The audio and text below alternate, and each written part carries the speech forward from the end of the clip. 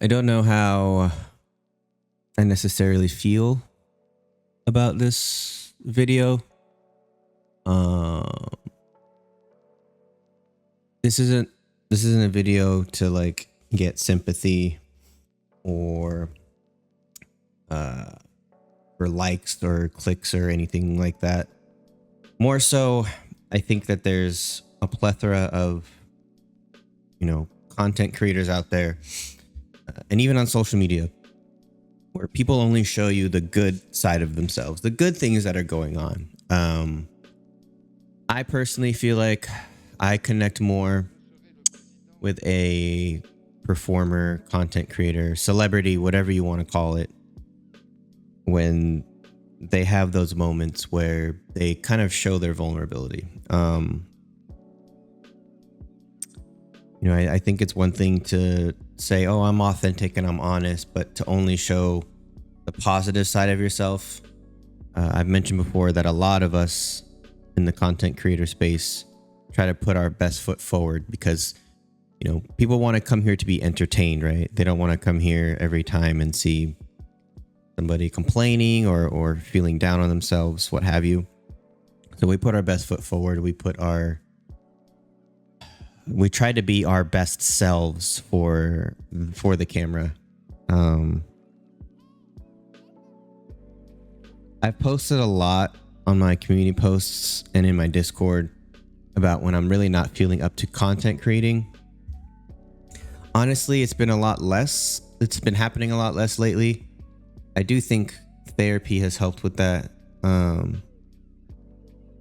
think it's a double-edged sword. I think that therapy has helped me kind of get through these moments, but it's also caused a lot of them just because of knowing what kind of triggers me, I guess, but also knowing what's going on with me kind of gets me into that funk also. So it's part of the process. One of the things I've found with therapy is that I'm very much my own worst critic, and we've talked about this before, but I tend to hold myself to a standard that really isn't realistic and really isn't achievable. I'm a perfectionist in my content creation. I think to say I'm a perfectionist in life, I don't necessarily think that's necessarily true. I think that I'm more so afraid of failure or not living up to my own expectations. So I manifest what I'm worried about. Let's use something instead of what triggered me today. Let's talk about something else, like what happened at my work. I'm supposed to be doing training. I've had 3 or 4 months to do this training to complete it, get my certification that I completed it, and then I can take the test. That is kind of like my only shot at enhancing my career right now without like taking another job. So within this job, they're going to pay for me to take this class, take the test, all that stuff. That's a way for me to, make more money, essentially, which is one of the big things right now driving me in life. Just on, not here, but just on my actual like day job. But because it's my only shot, I have a lot of anxiety about succeeding in doing that, right? I'm one of those people that's really bad at taking tests. I'm very good at understanding curriculum. It's just a matter of taking tests that I'm bad at. It's just something I've always been bad at in my entire life. So I'm afraid of, if I fail at this test, one, it looks bad on my job, but two, I'm failing at the only shot I have of making more money, getting a good review, things like that. So instead of like working harder and like, diving into this class and all that stuff, I still have 45 hours worth of curriculum to go through, and I have 14 days to do it in. 13 days now. And I procrastinate as a way of manifesting and forcing myself to make excuses. So now I've had a lot of stuff to focus on at work, so there is some validity to this, but now I'm making it to where I can make the excuse of, oh, I just didn't have time, as a likely excuse of not being able to get this done in time. So really, it's an issue with time management, but it's subconsciously real. So long story on that, but my point here is that I do this a lot with a lot of different things. I manifest my fears and make them true, um, so that I have an excuse as to why I failed at them. Because I'm so afraid of failing that I figure it's inevitable, so I make it happen, but I make it happen in a way that I have excuses of why it's happening. And it's affecting a lot of different things in my life. Um, you know, I don't really want to talk about today's because honestly, it's kind of stupid to be realistic with you guys, but it does affect me. I woke up excited, ready to make some more content, get into doing more for my lo-fi album. Just I've had a busy couple weeks, and today's kind of one of my freer days. And I was excited to kind of get into stuff I've missed, but this just kind of took its toll on me, and now I'm sitting here just like on YouTube. I'm not working, I'm not studying, I'm just sitting here wasting my day because I need that distraction. And like I said, I think a lot of people take for granted that just because we do this, we love doing this. Some people make a living out of it. Some people consider it to be an easy way of making a living. That's an argument to be had, but I, we're all human. We're all human beings, and we all go through this. And for me, I think with therapy, my lows happen a lot less frequently, but I do think the highs and the lows now are a little bit more drastic.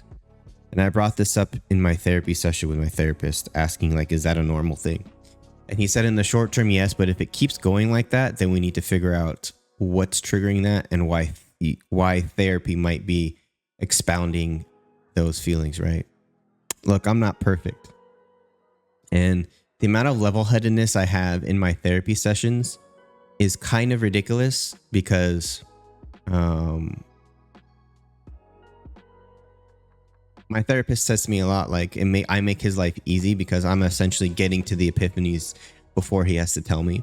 But it's a lot easier to do that in a therapy session where you're, for that hour, right, you're extremely vulnerable and you're putting your mind to the test of what's going on with you. And for that hour, you can be vulnerable, let the emotions flow, but you can't function like that throughout the entire day of every day. And it's really hard to be that level-headed all the time. Kind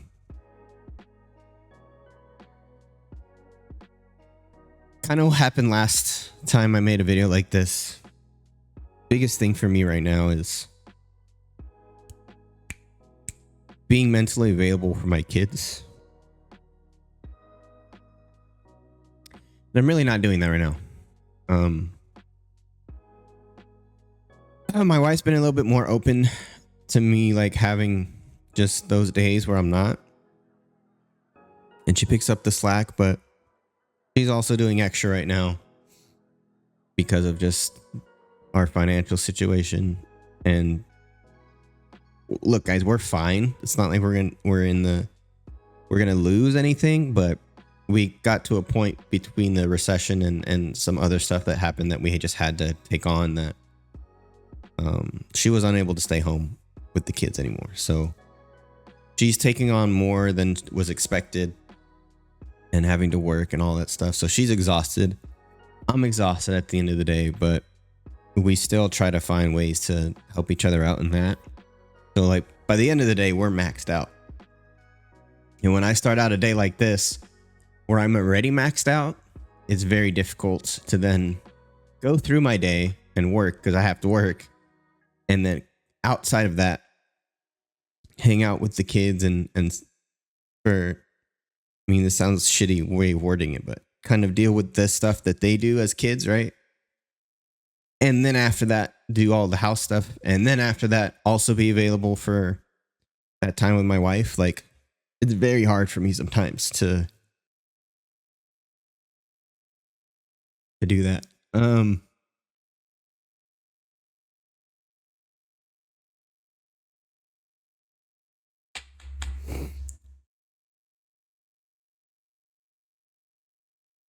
And also now my securities are kind of affecting my wife and stuff.